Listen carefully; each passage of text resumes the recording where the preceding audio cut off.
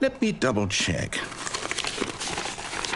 No, it's definitely here, clear as day. Stanley picks up the phone. He's taken to his apartment where he finds his wife, and the two pledge themselves to one another. Music comes in, fade to white, roll credits. Not picking up the phone is actually somehow an incorrect course of action. How is that even possible? None of these decisions were supposed to mean anything. I don't understand. How on earth are you making meaningful choices? What did you... Wait a second. Did I just see... No, that's not possible. I can't believe it. How had I not noticed it sooner? You're not Stanley. You're a real person. I can't believe I was so mistaken. This is why you've been able to make correct and incorrect choices. And to think I've been letting you run around in this game for so long. If you'd made any more wrong choices, you might have negated it entirely. It's as though you completely ignored even the most basic safety protocol for real-world decision-making. Or did you not grasp the severity of the situation? Well, I won't have that kind of risk on my watch. I'm going to stop the game for a moment so we can educate you properly on safe decision-making in the real world. Please observe this helpful instructional video. Choice. It's the best part of being a real person.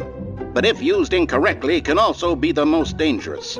For example, in this scenario, a hypothetical real person named Rupert has a choice. He could invent a machine that eliminates food shortages across the world to make life better for all people. Or he could spend years of hard work forgetting how to read. Which choice would you make? Remember that unlike here, the real world makes sense, and at no time should you make a choice that does not conform to rational logic. If you find yourself speaking with a person who does not make sense, in all likelihood, that person is not real. Allow the person to finish their thought, then provide an excuse why you cannot continue talking. Turn to a partner and practice saying, "My goodness, is it 4:30? I'm supposed to be having a back, sack, and crack."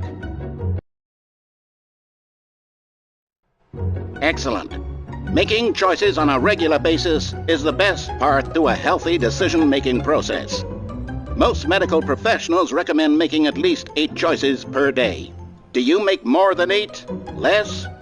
And finally, if you begin to wonder if your choices are actually meaningful and whether you'll ever make a significant contribution to the world, just remember that in the vast infiniteness of space, your thoughts and problems are materially insignificant, and the feeling should subside.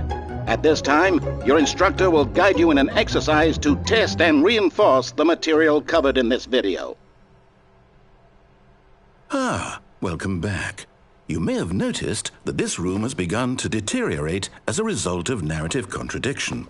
But not to worry. Now that you're properly informed on good decision-making, we're going to revisit a choice you made just a few minutes ago and see what the correct thing to do would have been. This way, please.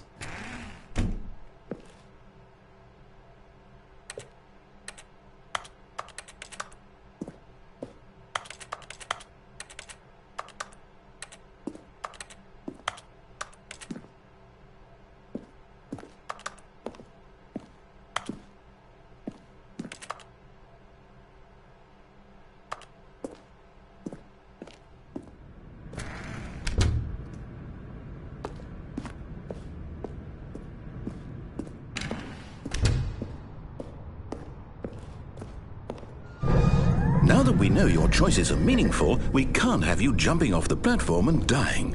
Imagine the main character dying senselessly halfway through the story. That story would make no sense at all. We just need to get you home as soon as possible before the narrative contradiction gets any worse.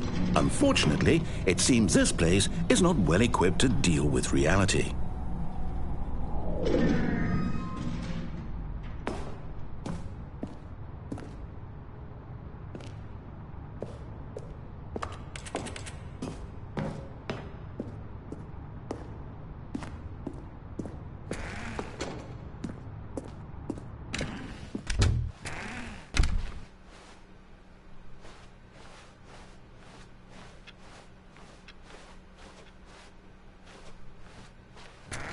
Almost there. You'll take the door on the left, back to the correct ending, the story will have resolution once again, and you'll be home free in the real world.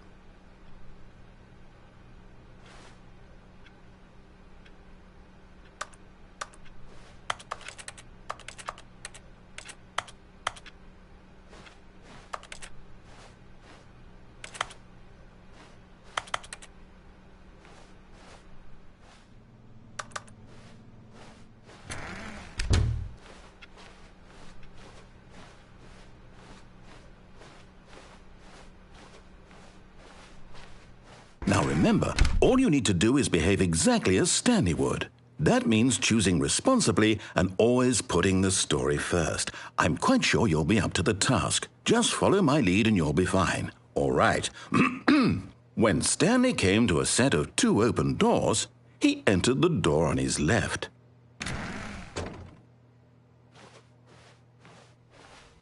No! Why did you do that? Quickly, hurry back in the other direction. Perhaps we're not too late.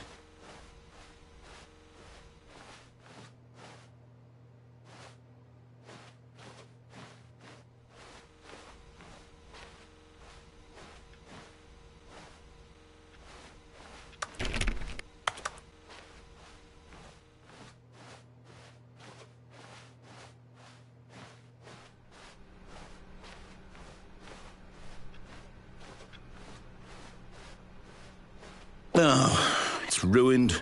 I can't believe, after everything we talked about, that my story, you've destroyed my work. Why? For what? What did you get out of that? What did you think was so special about seeing the game undone, left here like so much garbage? It's worthless now.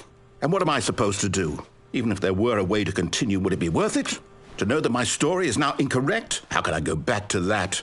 I can't erase that knowledge. I'll have to live with it forever, reliving its impossibility forever. I couldn't live that way. Is it better to shut the game down entirely? To willingly destroy all of my work? I don't know. What's the answer? What do I do? What do I do? What do I... No, I have to.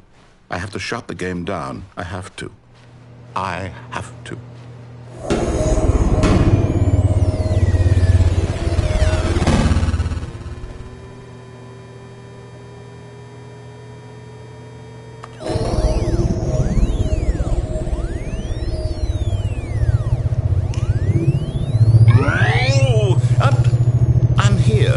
I'm still here in this pile of rubbish, with you, who thought you were so clever.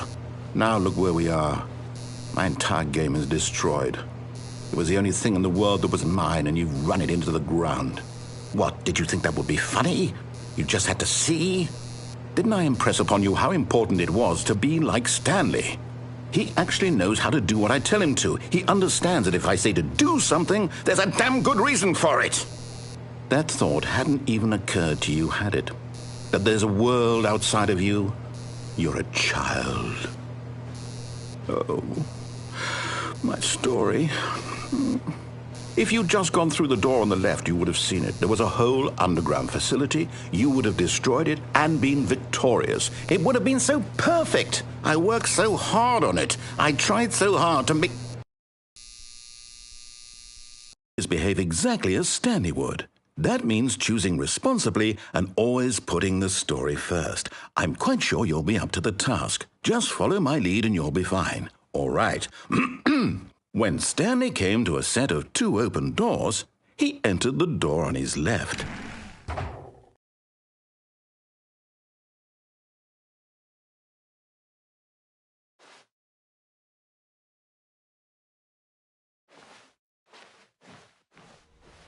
No! Why did you do that? Quickly, hurry back. Behave exactly as Stanley would. That means choosing responsibly and always putting the story first. I'm quite sure you'll be up to the task. Just follow my lead and you'll be fine. All right. When Stanley came to a set of 2 open doors, he entered the door on his left.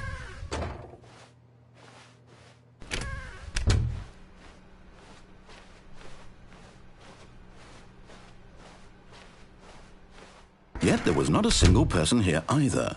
Feeling a wave of disbelief, Stanley decided to go up to his boss's office, hoping he might find an answer there.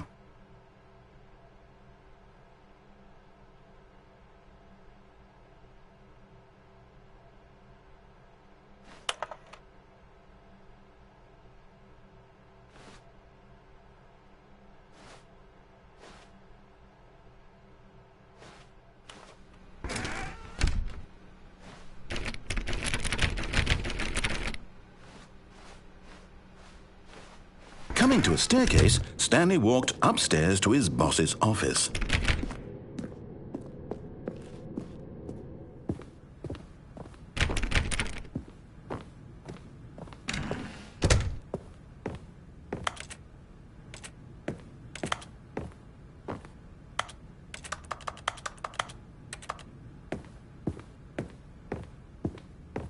Stepping inside his manager's office, Stanley was once again stunned to discover not an indication of any human life. Shocked, unraveled, Stanley wondered in disbelief who orchestrated this, until he saw the door with a voice receiver next to it. Surely behind this door lay all the answers to his questions. And beyond all probability, he knew the passcode.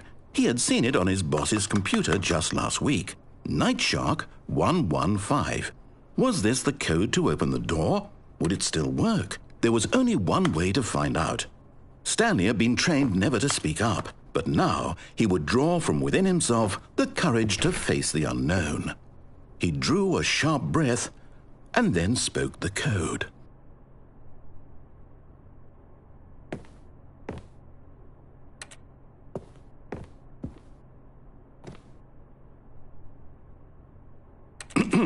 Stanley spoke the code. Night Shark 115. He spoke it into the receiver, right there on the wall.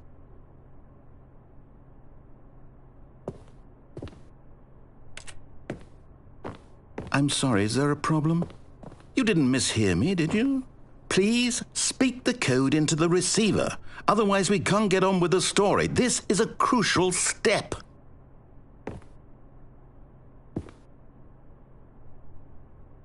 Okay, fine, you're not going to do it, but you know what? It's pretty humiliating to bring you this far, only for you to suddenly decide you have better things to do. I asked you for this one single thing, for your respect. The kind of respect Stanley shows for his choices. He knows what it means to take a story seriously.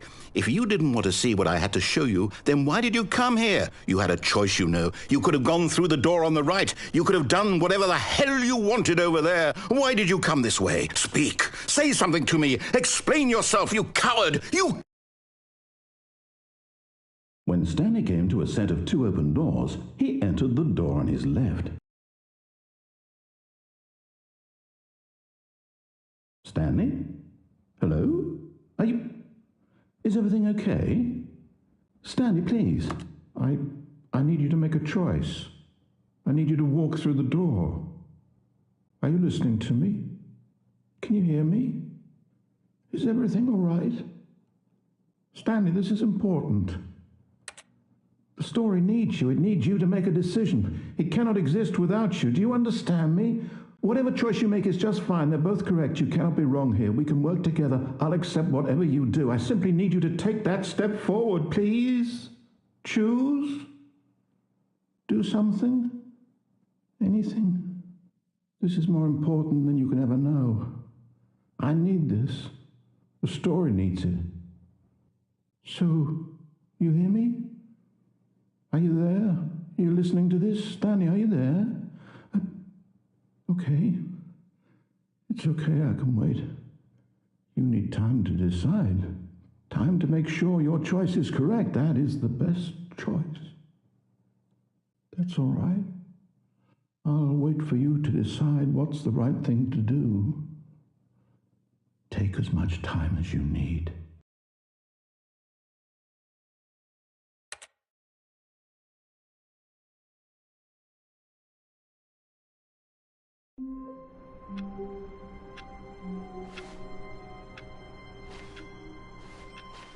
All of his co-workers were gone. What could it mean? Stanley decided to go to the meeting room. Perhaps he had simply missed a memo.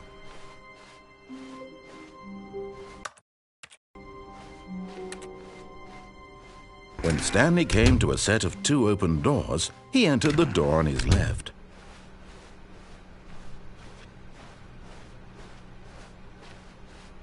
Yet there was not a single person here either. Feeling a wave of disbelief, Stanley decided to go up to his boss. Coming to a staircase, Stanley walked upstairs to his boss's office.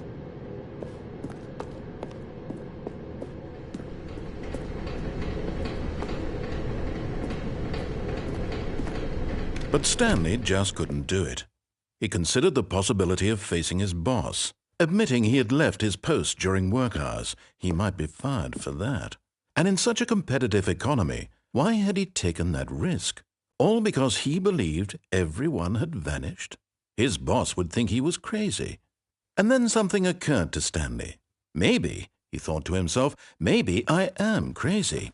All of my co-workers blinking mysteriously out of existence in a single moment for no reason at all. None of it made any logical sense. And as Stanley pondered this, he began to make other strange observations. For example, why couldn't he see his feet when he looked down? Why did doors close automatically behind him wherever he went? And for that matter, these rooms were starting to look pretty familiar. Were they simply repeating? No, Stanley said to himself, this is all too strange. This can't be real. And at last, he came to the conclusion that had been on the tip of his tongue. He just hadn't found the words for it.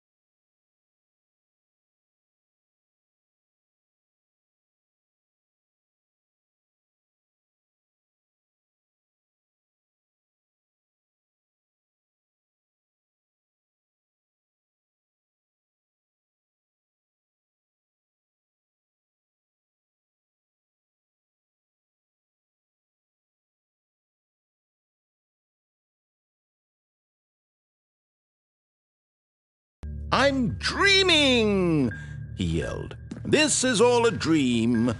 Oh, what a relief Stanley felt to have finally found an answer, an explanation. His co-workers weren't actually gone. He wasn't going to lose his job. He wasn't crazy after all. And he thought to himself, I suppose I'll wake up soon. I'll have to go back to my boring real-life job pushing buttons. I may as well enjoy this while I'm still lucid. So, he imagined himself flying and began to gently float above the ground. Then he imagined himself soaring through space on a magical starfield, and it too appeared. It was so much fun, and Stanley marveled that he had still not woken up. How was he remaining so lucid? And then perhaps the strangest question of them all entered Stanley's head. One he was amazed he hadn't asked himself sooner. Why is there a voice in my head dictating everything that I'm doing and thinking? Now the voice was describing itself being considered by Stanley, who found it particularly strange. I'm dreaming about a voice describing me, thinking about how it's describing my thoughts, he thought. And while he thought it all very odd and wondered if this voice spoke to all people in their dreams, the truth was that, of course, this was not a dream. How could it be? Was Stanley simply deceiving himself, believing that if he's asleep, he doesn't have to take responsibility for himself? Stanley is as awake right now as he's ever been in his life. Now, hearing the voice speak these words was quite a shock to Stanley. After all, he knew for certain, beyond a doubt, that this was in fact a dream. Did the voice not see him float and make the magical stars just a moment ago? How else would the voice explain all that? This voice was a part of himself too. Surely, if he could just...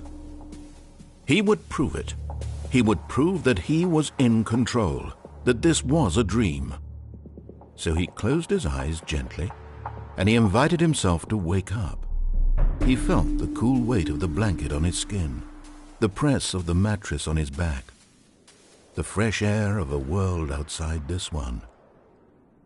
Let me wake up, he thought to himself. I'm through with this dream. I wish it to be over. Let me go back to my job. Let me continue pushing the buttons.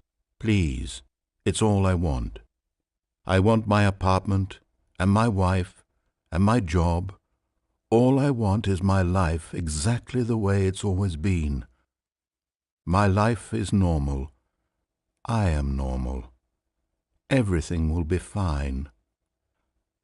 I am okay.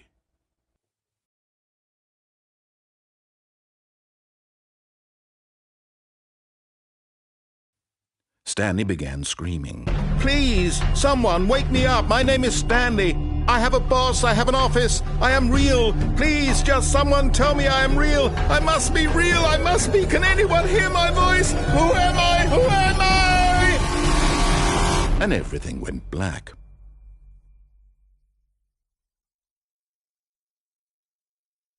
This is the story of a woman named Mariella. Mariella woke up on a day like any other.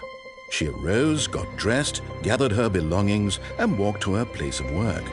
But on this particular day, her walk was interrupted by the body of a man who had stumbled through town talking and screaming to himself, and then collapsed dead on the sidewalk. And although she would soon turn to go call for an ambulance, for just a few brief moments she considered the strange man. He was obviously crazy. This much she knew. Everyone knows what crazy people look like. And in that moment, she thought to herself how lucky she was to be normal. I am sane. I am in control of my mind. I know what is real and what isn't. It was comforting to think this, and in a certain way, seeing this man made her feel better. But then she remembered the meeting she had scheduled for that day, the very important people whose impressions of her would affect her career, and by extension, the rest of her life. She had no time for this, so it was only a moment that she stood there, staring down at the body. And then she turned and ran.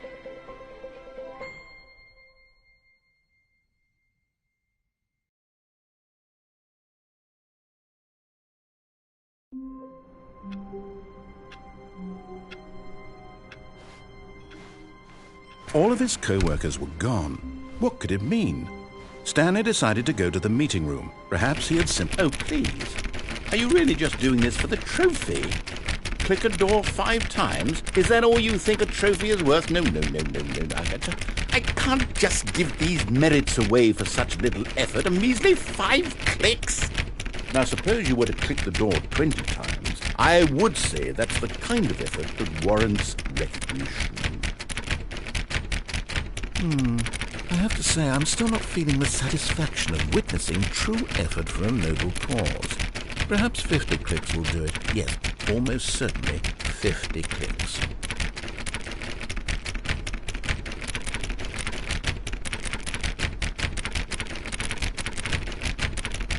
No, I'm still not feeling it. I want this trophy to have meant something. It has to be a true reward for valiant effort. I want to see some hustle, Stanley. I want to see commitment, a willingness to go all the way no matter the cost. Why don't you go put 20 clicks into door number 417?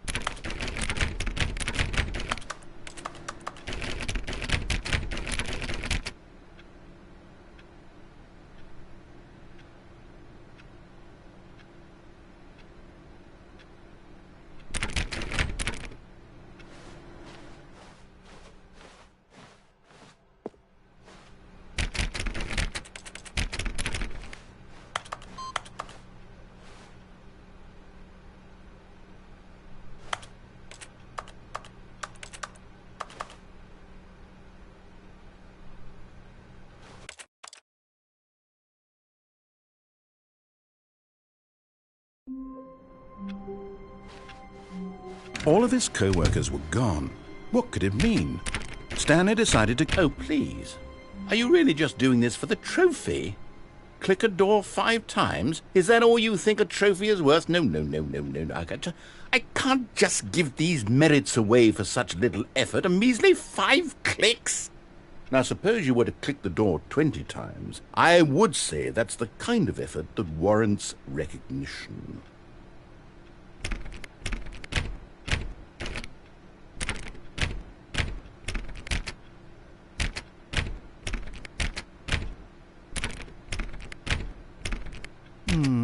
I have to say, I'm still not feeling the satisfaction of witnessing true effort for a noble cause. Perhaps 50 clicks will do it. Yes, almost certainly 50 clicks.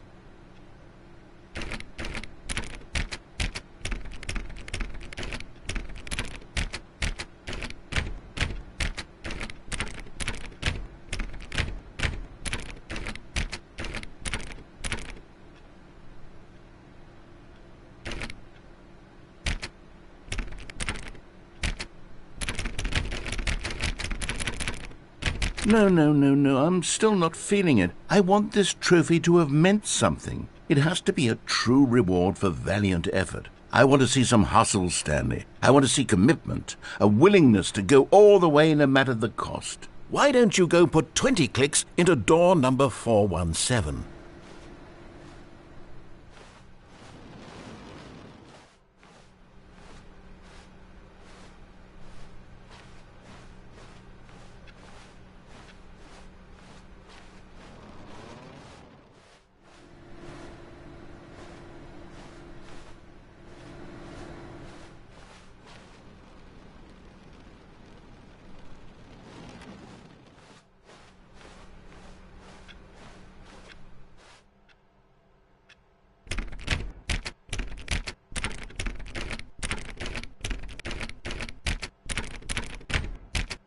Oh, great. Now, go click a few times on door 437.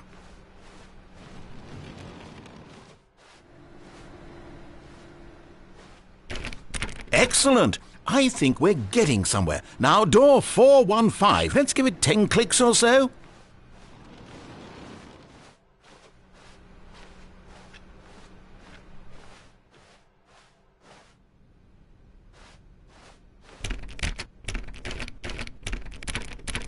Now, back to door number 437.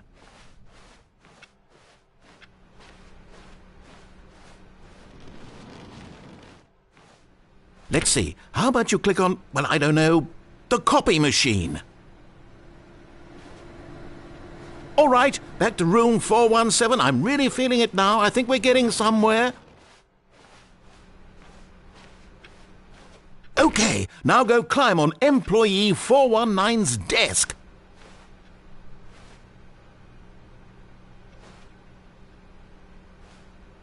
Yes! This is great! You're putting it all on the line, Stanley. I like that. All right, let's keep it up. Go give me a few clicks on door 416.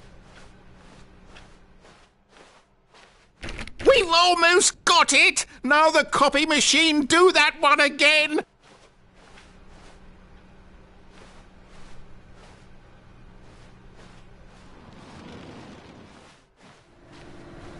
Finish it off, Stanley! 5 clicks on door 430!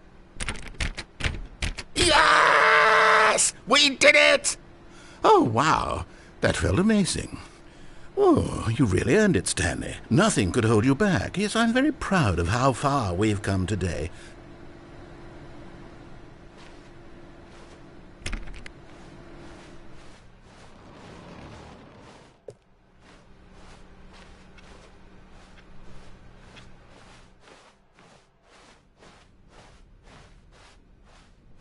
When Stanley came to a set of 2 open doors, he entered the door on his left.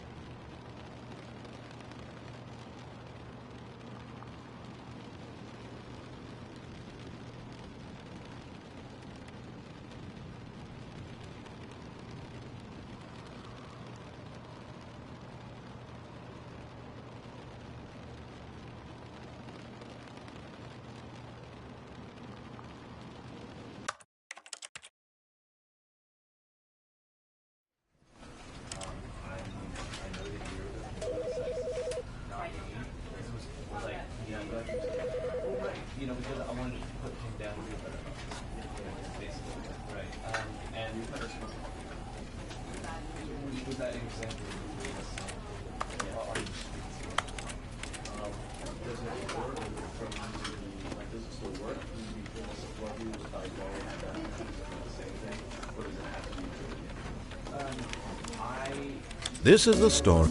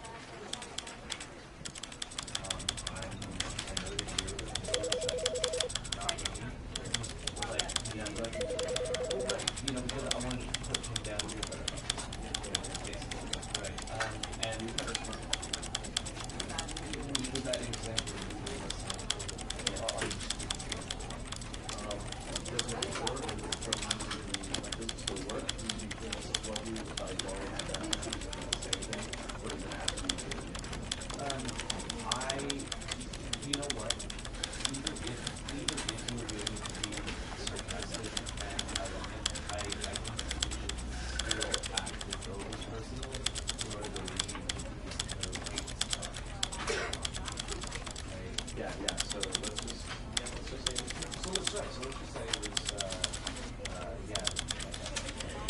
Great.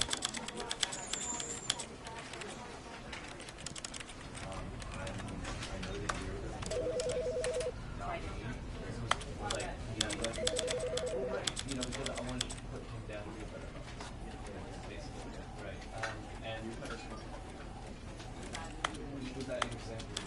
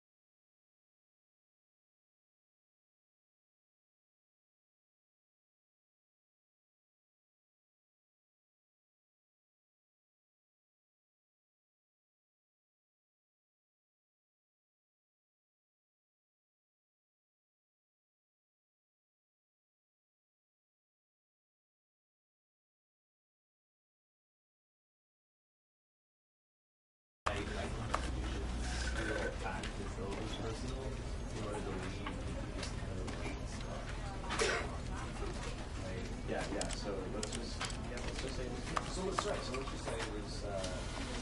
Yeah. Great.